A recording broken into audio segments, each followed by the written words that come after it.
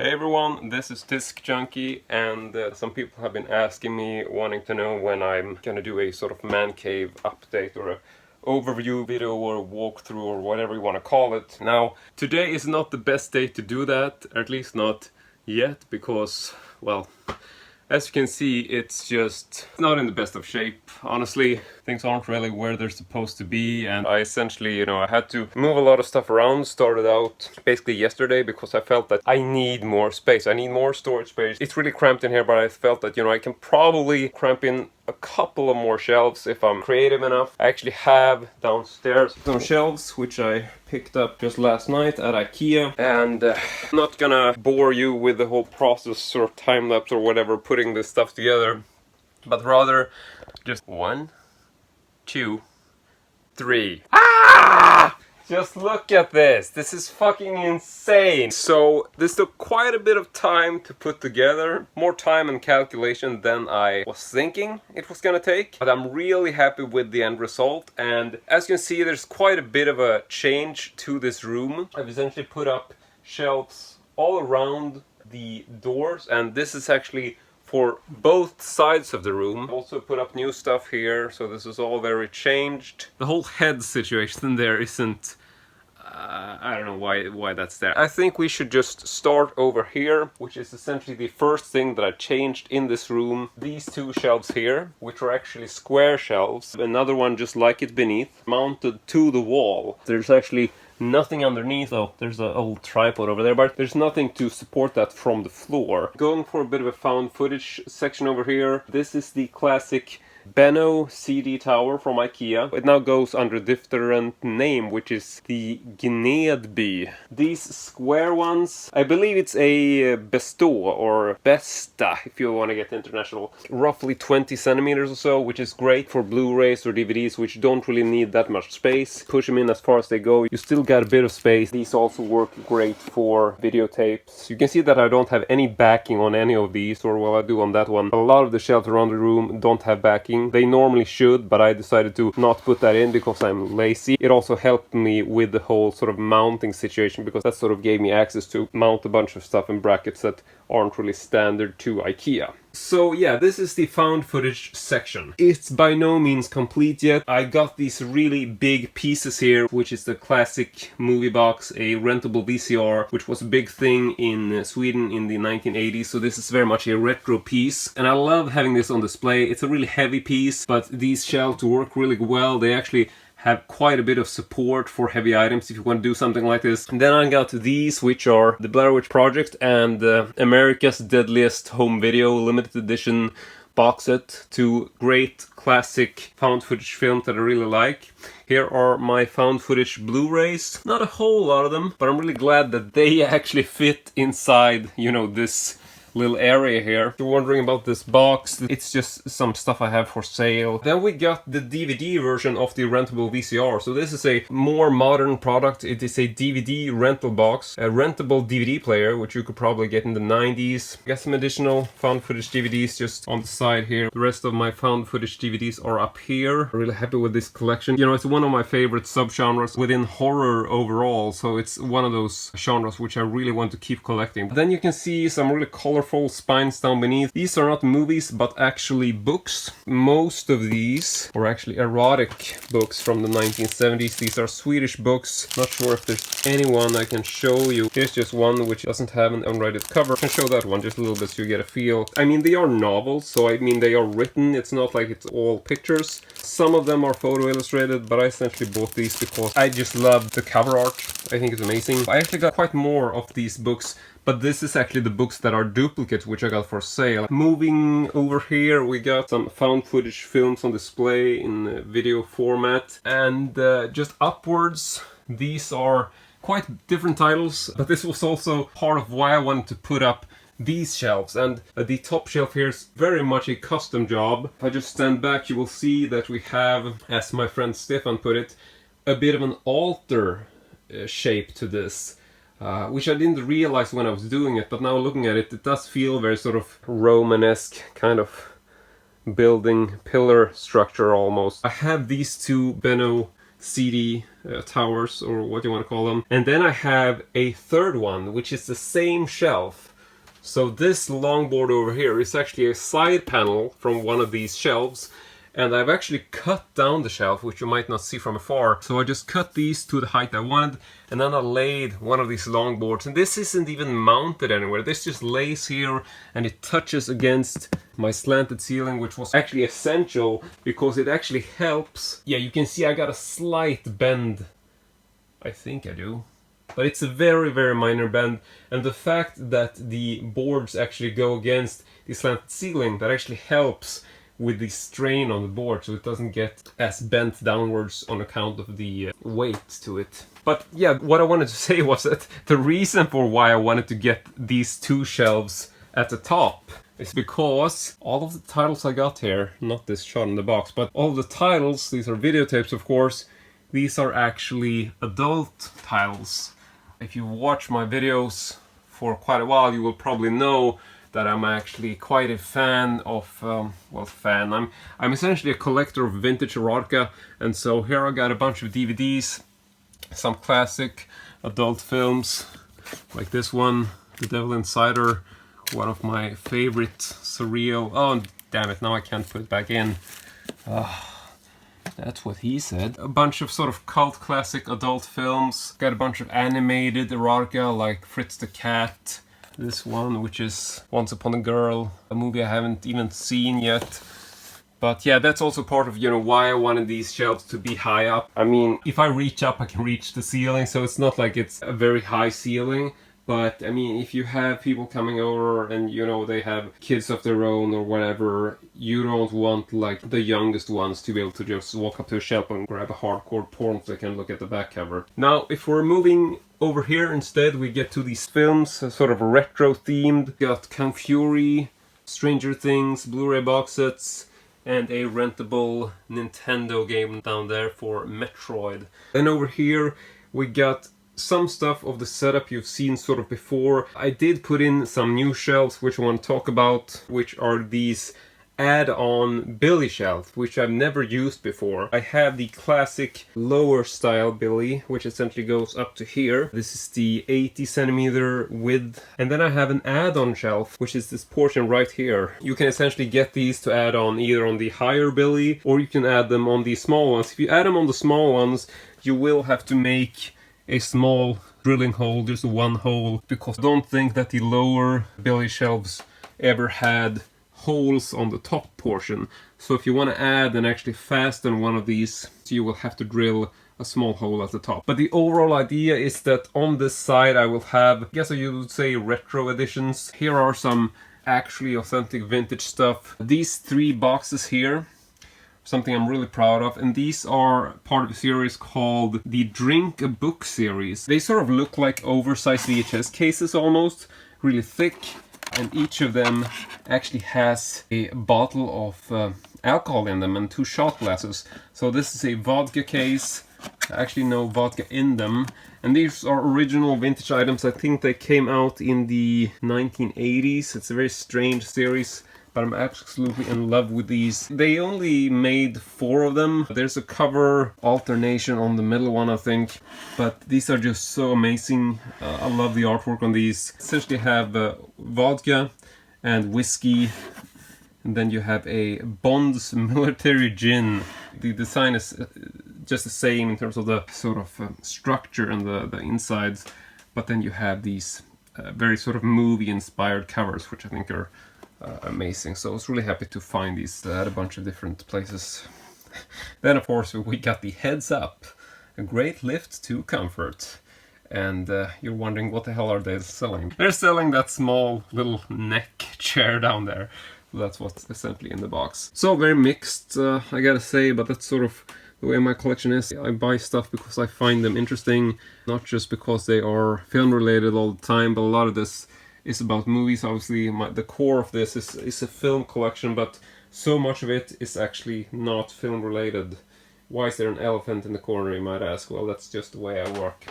So anyway, I don't know what to talk about because there's just so much. I can't go through every little thing. So I'm gonna try to speed up, but it's really hard because I just love talking about this. So here is a oversized VHS clamshell, very oversized. From what I understand, these are essentially larger replications of like small size cases. This is a Swedish label, and this is essentially an exact copy of a smaller VHS case. So these were used sort of like for display purposes in the windows. I only have like 2 of this particular style from the same label. The other one's in the other room. Here's a classic promotional bag, BASF brand, which is a classic VHS brand. Disturbia home confinement kit. I got some magazines right here, which are essentially these vintage magazines. I don't know what I can show or not. This is the Feedback-Duelt, which is a classic Swedish magazine, sort of like early Playboy. So it's not X-rated, but it's very much in that style. I got my Crime Weekly, which is a magazine I've talked about quite a bit, which are these crime magazines from the 1970s and 80s in Sweden, called Crime Weekly or Veckans Brott. I mean, I just love this cover art. They're so very strange, weirdly staged photos. As you see, it's a sort of document of time, of a different time, when things were different. Not necessarily better, just stranger. Moving down, I essentially have retro-themed titles, like these are modern-day films which have been released in a sort of retro type design. We got The Sleeper, awesome horror film which I really like, and yeah, I got some DVDs of the same type as well. Not all are like super retro, some of these are sort of, you know, like this is an old film, Shocking Dark, and this is sort of like a retro edition of that, which shouldn't be a thing, seeing it's an old film to begin with, but that's sort of like the general idea of this portion. I'm just gonna sit down now to be able to give you a bit of a better view. We got Turbo Kid and just various other titles in this odd little section. And then second to last row down here, I got some more of these Nintendo clamshells for the Nintendo 8-bit, which come in these rental clams, which were popular in Sweden back in the 80s. As you can see, these are actually Nintendo clamshells. These are actually clamshells specifically made for the NES games, meaning that they don't actually work for a videotape. They actually have a specific mold to ensure that they can hold a NES game. I got some heart boxes from Germany for DVDs and Blu-rays and stuff. Got some Super 8 films over here, various titles. I want to get more Super 8 films, but here are some of the ones I got. Then I got my Nintendo at the bottom shelf. Very low bottom shelf, you can see. I got all of my NES games here, just in the black dust cover. For one thing, I don't think I have covers for all of them. So what I wanted to say, this is a thing which I've been really excited about. I made this IKEA hack right here, which I think was really cool, and this is of course my Texas Chainsaw Massacre section, which I will talk about in detail on so many videos on YouTube, and I've already done this, so I'm not going to talk too much about it, but I did want to show you this new setup. As you can see, I essentially decided to essentially front a lot of my covers, which I don't normally do, at least not in this style. So yeah, these are all Texas Chainsaw, the original film by Tobe Hooper, and I got more of them over there. So these 3 shelves in the middle, these 3 billows are all Texas Chainsaw from top to bottom. And now the big thing which has changed around here, I can actually just do a bit of a quick cut to show you what the shelves looked like before, so let me just do that. This was the original setup. You can see that I essentially have sort of like the same height to my shelves, sort of slightly higher one at the bottom, then I have a slimmer one, then I have a higher one, then I have a slimmer one. So these shelves in between are sort of good for, you know, DVD keep cases and whatnot, and then the larger shelves on the bottom and on the center here, those are, you know, better equipped to handle like the large clamshells. The difference now is that with the bottom shelf that I've installed, then I have essentially moved all of these shelves. You can see that they don't really align anymore right here. And this also means that I will have 3 shelves which are full shelf height, meaning that I can keep large clamshells on any shelf that I want. They will fit into all 3. And so now we are back to the presents. And so what I have here, this sort of hack that I did, where I have I found these drawers at IKEA, which are actually metal. It's got a metal base all around, and then you got these wooden front panels. The drawers, the metal bases, those are from a series called Hjälpa, which is Swedish for to help. I'm guessing the international name would be Jalpa, seeing as you can't use the dots over the A. And then you got this front portion, drawer fronts, from a series called Fonnes, or Fonnes, I can't pronounce this in English.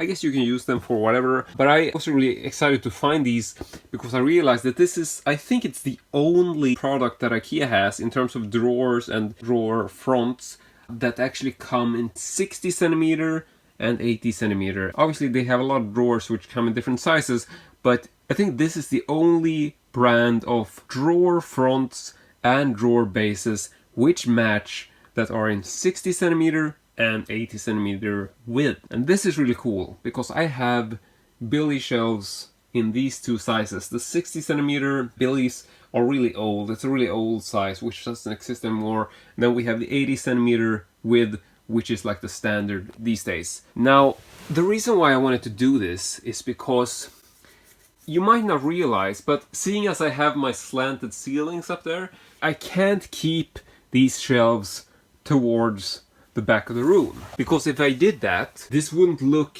as presentable. And you can tell that I actually have the shelves ending very far from the actual ceiling. And this is because I wanted to be able to place big box sets like this and have them stand up on the shelf, on the top of the shelves. Because I mean, I tried to, here you can see how far it goes. I tried to have these shelves, I tested out having them like just as far back as I could. But this meant that I couldn't put anything on the top shelf because it just kept hitting the ceiling. So then I realized that the best way to do it visually was to just move the entire portion forward to create a really sort of different feel to the room. Obviously a bit smaller, but just a much better display. So that's what I did.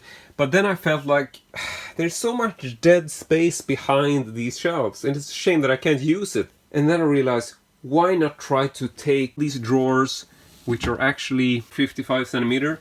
So these actually stick out on the back. Now it's going to be a little bit difficult to show. I'm going to remove these. I don't have any backing on these shelves as well, which you can see. But here you can see how far the drawers actually stick out on the back. So then I just pull them out.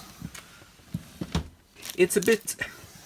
I mean, these are really deep. Can't hardly pull these out, which means that it's primarily for storage. So I mean, if I want to, I can sort of just pull them out like that. So I mean, it works. And as you can see, I actually have tapes behind here. I'm not gonna go through the entire shelf, but essentially the overall idea, I mean, I got so much TCM. It's fucking sick, but it is one of my favorite horror movies. I think it's over 270 unique copies of the film.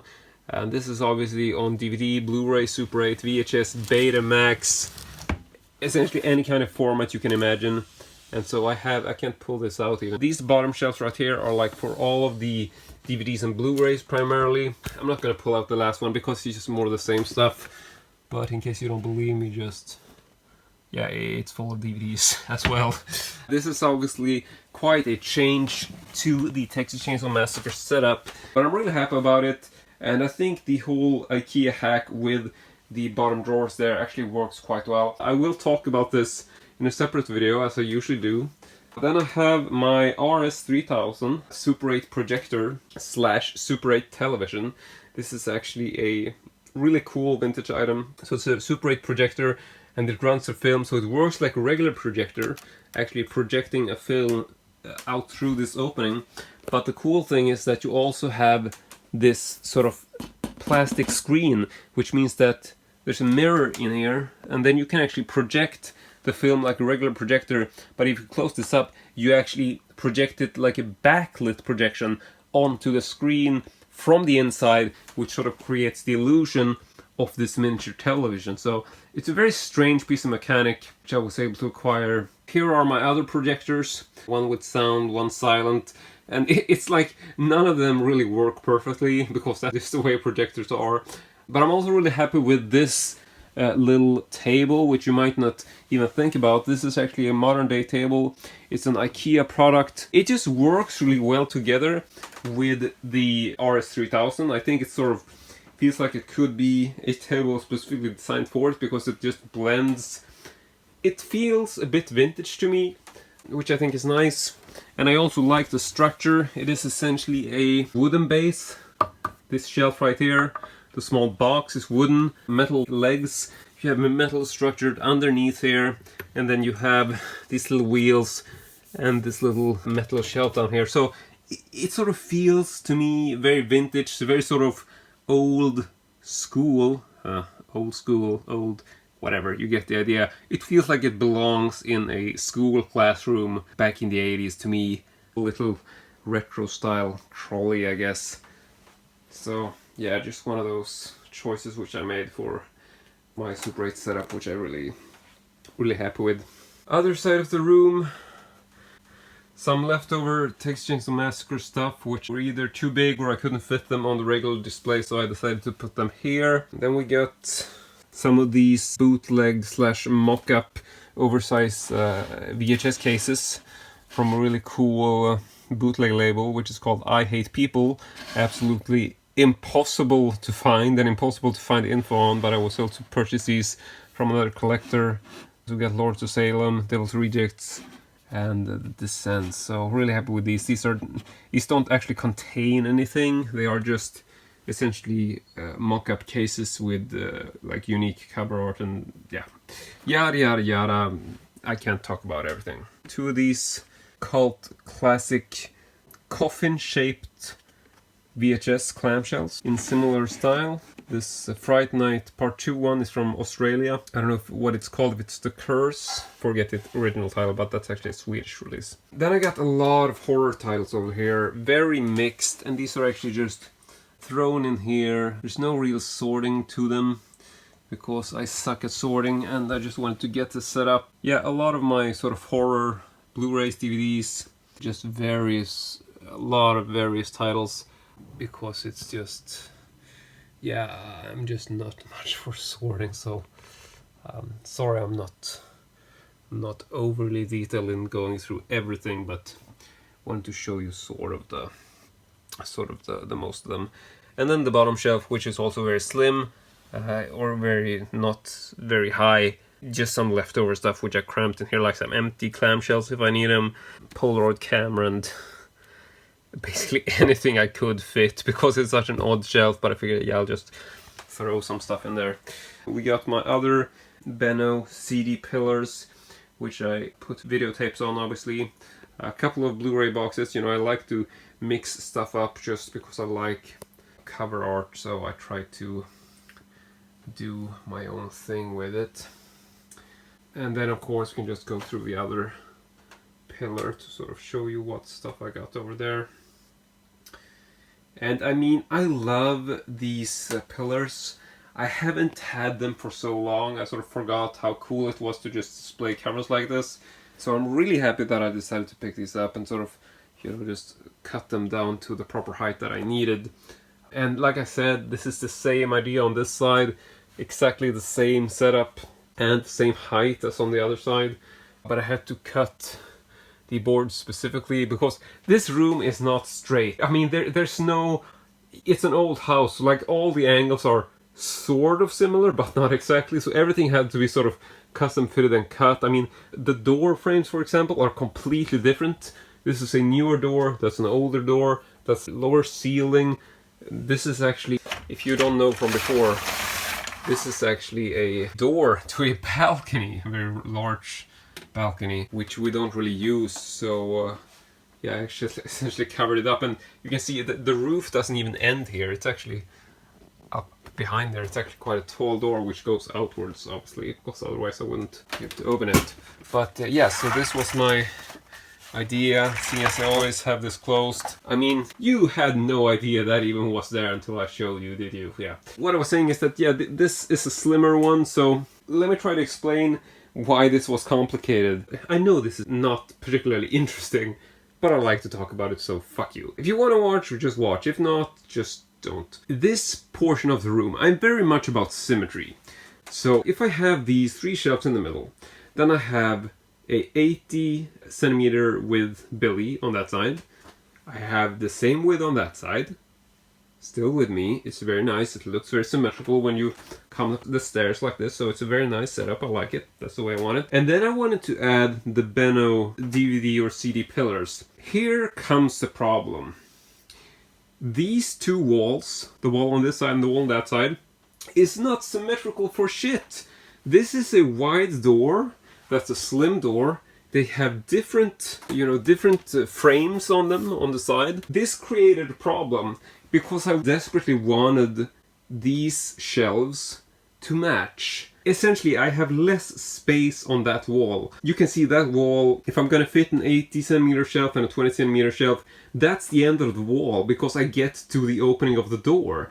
Whereas on this side, I do the same thing and I still have like 10 or 15 centimeters left before the opening, which means I couldn't use the exact same setup, which is why it sort of becomes a bit weird. Like this has a lot of space on the side, this has no space. That's the reason, because they're just different openings, they're different doors, they don't match. And I had to use the same positioning of these 2 shelves. You can see that this Benno here, if you follow the line in the floor, it's actually positioned exactly symmetrical to the other one.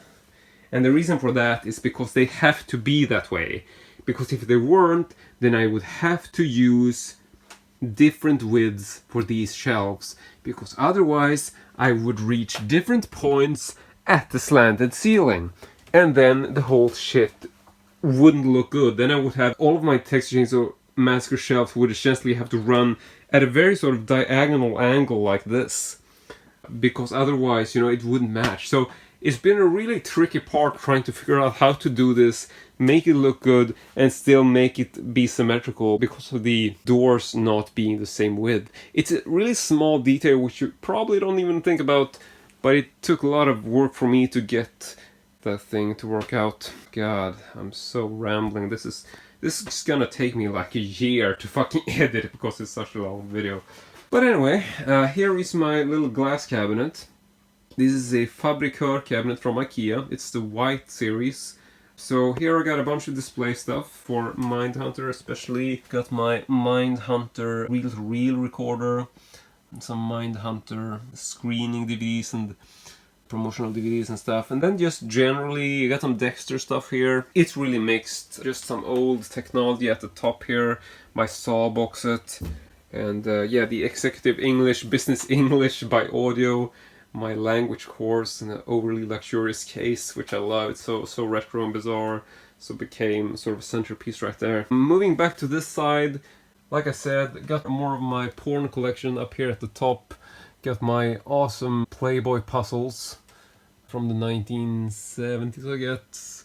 And then just, yeah, various adult titles. Not all Swedish tapes, it's very mixed. Got a bunch of different ones, but most of it's essentially vintage erotica, like these cult classic films. Then on this side we got a shelf which is an IKEA clone, which I've mentioned in past videos. I think the IKEA version is a lot thicker at the edges. This is a very mixed shelf which just has, I got basically a lot of stuff in here which is the stuff I can't fit anywhere else. Like these really large books, or all of my laser discs. I don't have too many of them. It's just an incredibly mixed section. But I still try to create a bit of a display, I guess. Just some videotapes. Oh, here are all of the Veckans Brott magazine I mentioned before. Here are all of my bound copies of that. These are annual, yearly volumes, which I got from essentially from the sort of old warehouse of the original publisher.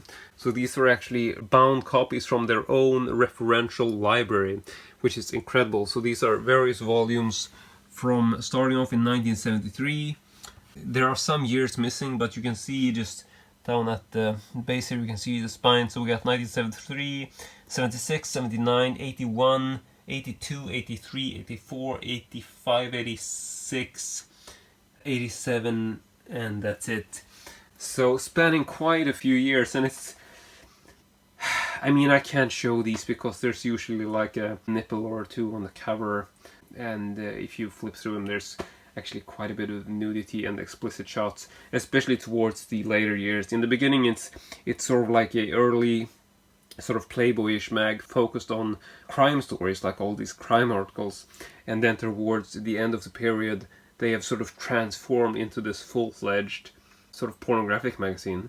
So it's a really amazing, strange piece of memorabilia, and I'm so happy that I got these. They're really one of a kind. I mean, they are the only copies in existence that are bound like this, because it's the publisher's own referential copies, which are incredible. I'm so I don't know what to say.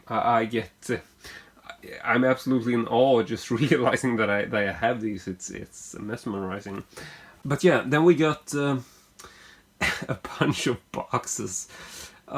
These are actually, most of them are movie related, but I'm not gonna go through it. It's just not very interesting. But yeah, a lot of mixed stuff. Then I got some videotapes at the bottom here, as you can see, from the same label usually, the Swedish SLT. Then I got my trusty porcelain elephant here, which was randomly picked up. I got it for free from one of our neighbors who was sort of having a yard sale and clearing stuff out. And I like, just saw it and like screamed like, elephant! And they're like, you want that? Yes! Give it to me! So this ended up in here, and I now essentially use it as this place to keep these Blu-rays and DVDs and movies which are sort of like on my watch list, or like new purchases which I'm intending to watch. It's not entirely updated, I've actually watched this, but yeah, that's sort of what I try to do with it. When I get new movies that I'm planning to watch and I don't know what to do, I just add them on that stack to sort of keep them out and see them, and then I know they're there.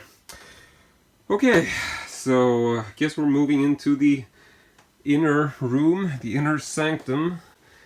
My main little...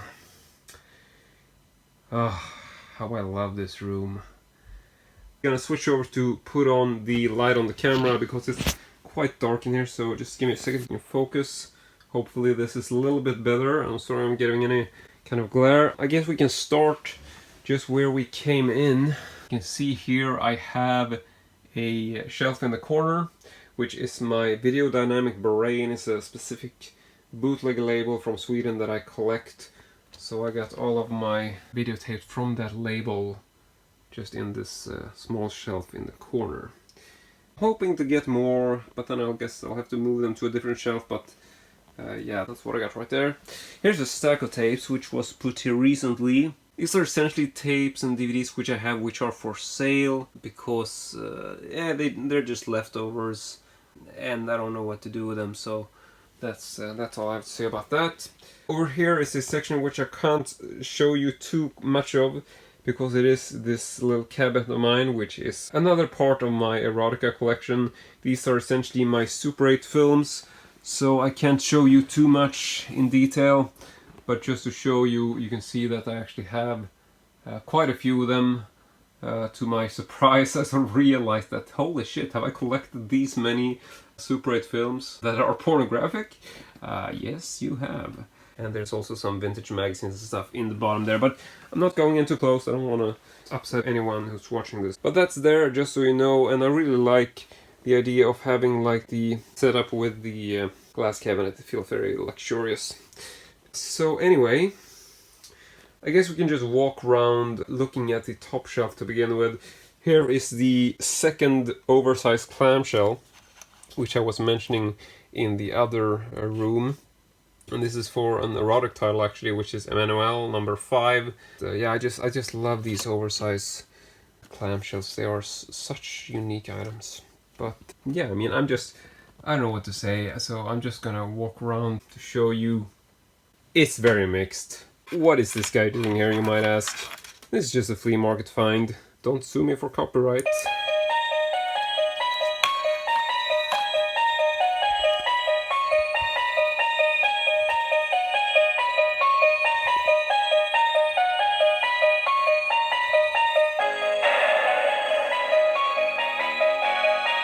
yeah, let's just keep the soundtrack going, shall we?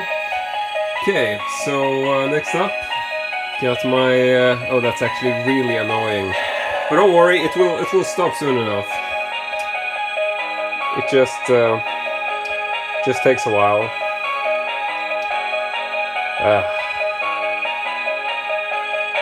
Oh, come on. This is way... Why are your teeth blinking? You should really get that checked. It's not healthy. Okay, so anyway, here are my Johnny 5 short circuit robots. The two variations I got, which is like the punk style and the normal ones. And yes, I know they don't have any eyelids or eyebrows, whatever. Shut up about it. I didn't have the energy to put them on. It was complicated. I didn't have any glue. Fuck it. Moving along, there's just a lot of weird stuff, like you can see, because that's just my type of collecting. Satisfaction Man right there, and over there as well. He always deserves a small spot, even though it's just resting in his fabulous blue boots. Just various other toys, collectibles, Transformers, Laserdisc box sets, the Endoskull DVD player. Alright, yeah, I know it's mandatory by now. There we go. I'm probably gonna break this just from opening it in every video, just so people can go, and I realized I made this joke in the last video. Fuck it, let's just move on. I did put up these little spotlights, which were flea market finds, and they are just these simple little retro style clamp-on lamps, which I actually put on my curtain pole up there. So I think that worked out really well, and they actually offer quite a bit of light. It's not overly like intrusive. I think it adds to the whole sort of cinema vibe of the place.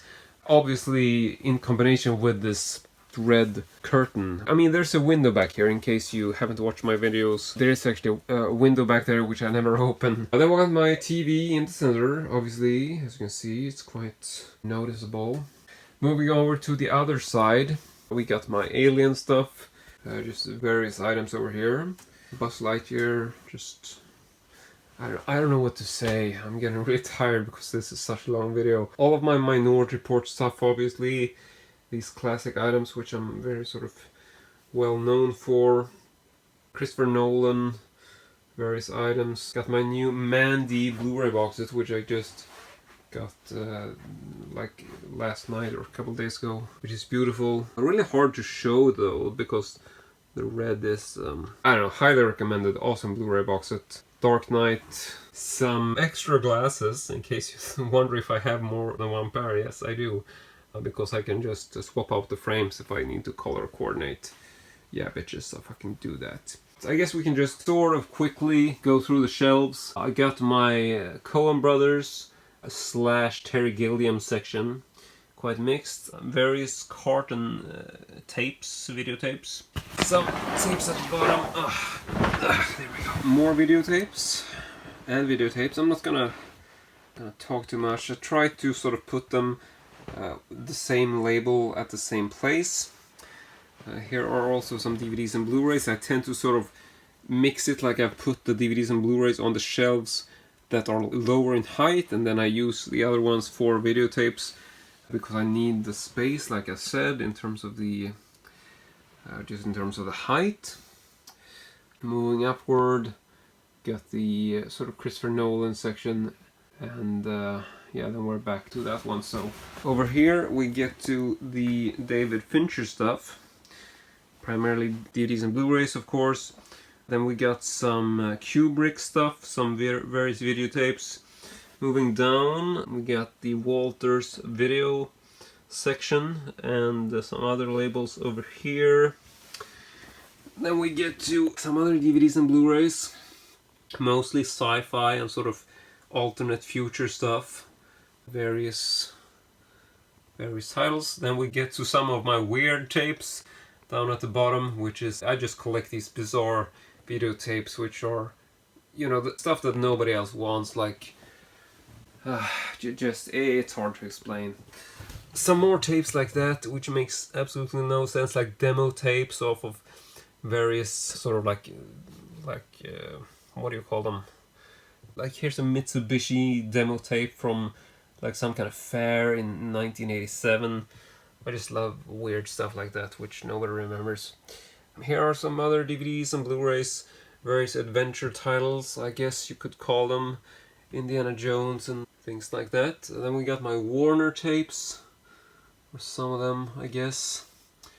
And then moving up, we got some more Alien stuff, various DVDs and Blu-rays, videotapes, etc. More Kubrick, more Minority Report. And then moving over to the slim shelf over here. Various Korean titles, or Korean box sets I should say. And then some more Warner tapes. And just down at the bottom some additional Korean or Asian or Japanese titles. Just titles with that type of writing on them. I don't know why I sort like this. I'm a maniac. Much like American Psycho, I guess. Because I just don't have... I don't know, I can't sort for shit, so it just ends up being this demented puzzle where, you know, it only makes sense to me. Then we got my players right here. I got a Panasonic, which is quite an old player, but I keep it around because it's actually region free. I'm trying to find what it's actually called. Yeah, it is the Panasonic DMP BD60.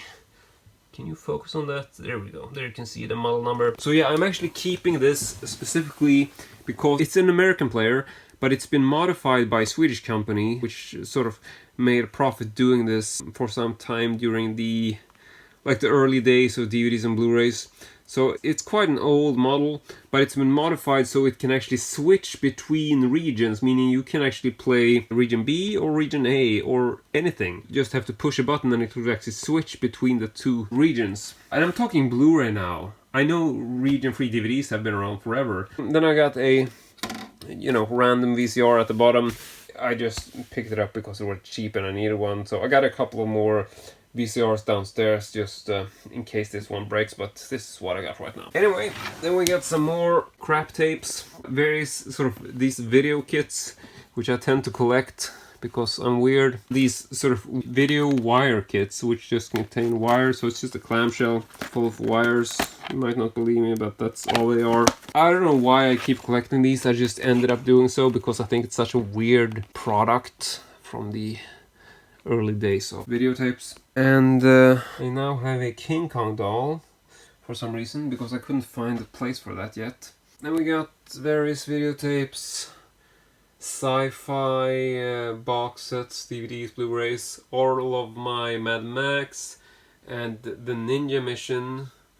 And then we got some more classic sort of sci-fi box sets up top. Over here are all of my animation titles.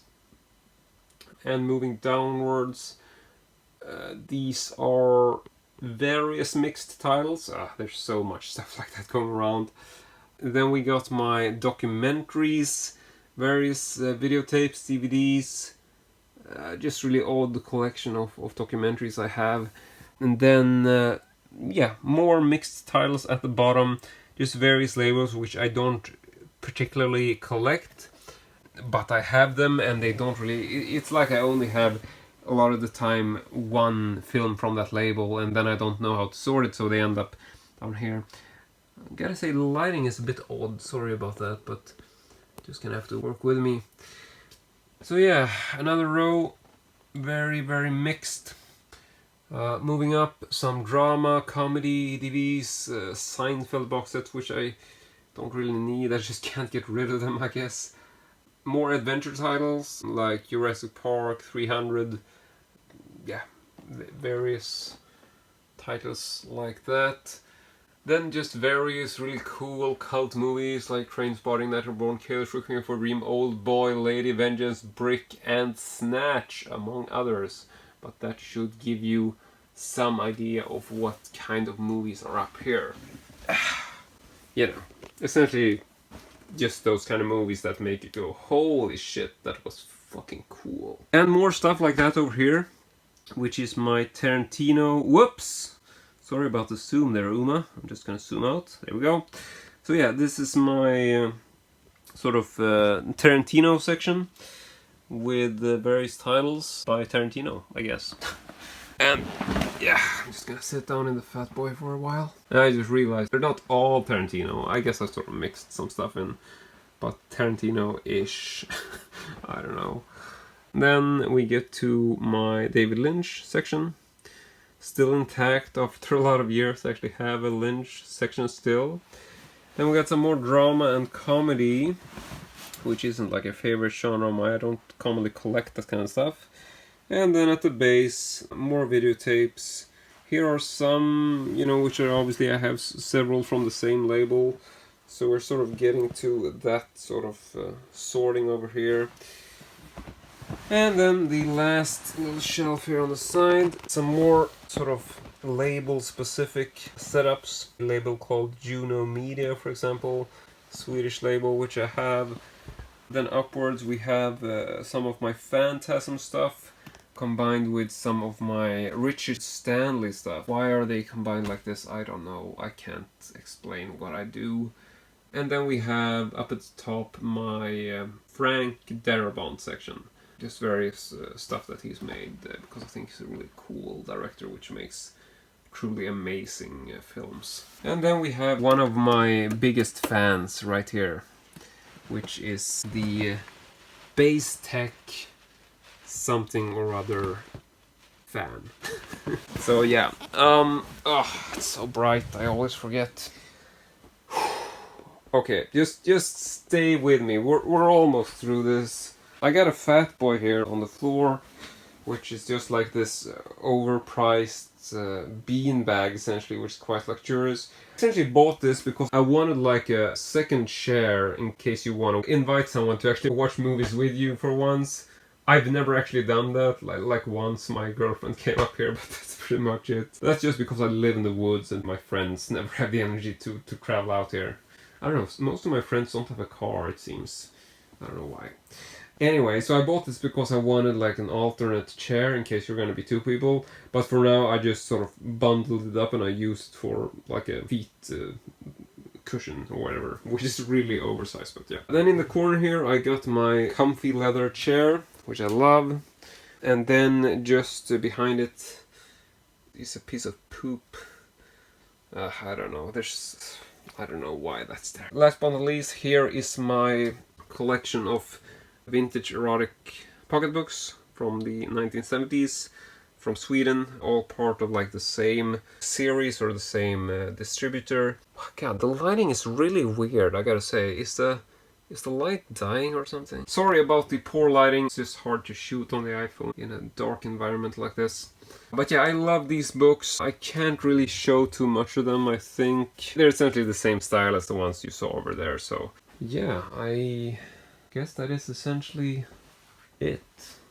So I'll just back out of this room and back into the, you know, first smaller room, I guess.